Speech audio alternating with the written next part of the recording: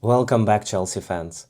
Are you happy now? Because I am excited. But before we go into the match analysis, I would like to say a couple of words about the starting 11 because I couldn't predict this, that Joao Pedro and Delap will start in one game. So which conclusions could we make? So first of all, Tosin is fit, which is amazing because I would also prefer him over Josh Achampong because Josh is a bit raw still. And we see that Caicedo should have been a captain, but in the end, Enzo got the armband. That's an interesting situation because for 1 second I thought that Caicedo has become the second captain after Reece James.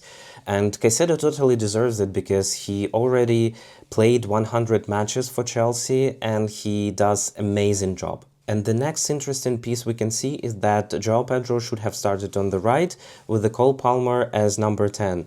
But right before the kickoff, Palmer felt something during the warm-up and he was substituted with Estevao Willian. Also, we can see that Nicholas Jackson and Christopher Nkunku still remain outside of the match squad because they're waiting for a transfer out. We can see that Wesley Fofana gets back to the squad, but he has had some cheeky behavior over the last couple of days. Internet blew about the fact that Wes has deleted every post on his Instagram account related to Chelsea. Only pictures from Leicester City Times remained in his account. And this was one of the questions to Enzo Maresca during the West Ham press conference. Maresca replied that he doesn't sit in social media accounts and that he and his coaching staff speak to Wesley Fofana one-on-one almost every day. Some reporters claim that there has been an argument between Wesley Fofana and the coaching staff. Doctors begged Fofana not to push his return.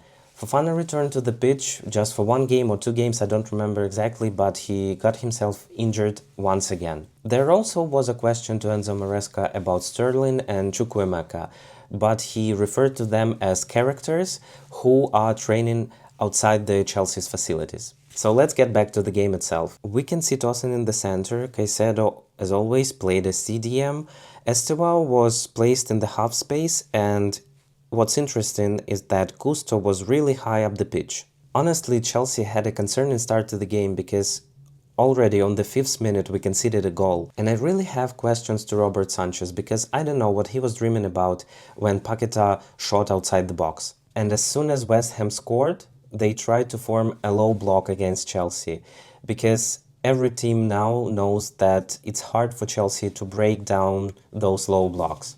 But Graham Potter couldn't rely on his players, especially defenders, and as I said in my match preview, West Ham lined up with 5 at the back, classic Potter style, but overall, again, their defenders were slow to react. Sunderland punished them with 2 simple crosses that ended in headers, and the West Ham goalkeeper made mistakes under pressure. This all gives Chelsea a clear plan to follow for tomorrow's game. We must enable full speed, cross into the box, and test the goalkeeper with any shots from any positions. And this is what Chelsea started doing 10 minutes after the start of the game. Just look at this pattern. Basically, Chelsea scored 5 goals by crossing to the center of the opposition box. West Ham's goalkeeper played really bad, and their defenders couldn't keep up with Chelsea's pace. Goals by Caicedo and Chalobah are practically identical. Chelsea won a corner and just crossed into the center of the box. Already on the 54th minute, West Ham fans started to leave the stadium. To be completely honest, I believe that everyone would agree that Graham Potter will be one of the first managers to be sacked this season. And now let's move to my 3 key takeaways from this game. And the first one would be Estevao. This boy is really fun to watch. Obviously, he's still very young, he's making mistakes, and he made a mistake against West Ham which led to a goal.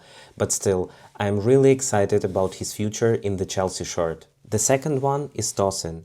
And he definitely brought a lot of experience in comparison to Josh Achampong to our defensive line against West Ham. But still, I don't know how it will play out against faster teams. And the most important one, nobody can name Chelsea Cole Palmer FC anymore. Yes, he might be our best player and the most influential one, but now we have a squad full of quality, and those young players can play at any position depending on the game plan. We don't need to rely on Cole Palmer in such simpler games as West Ham, but still we will need his creativity to break down the best teams. Don't forget to subscribe and leave a comment about who is your man of the match and why. Thank you for watching, take care.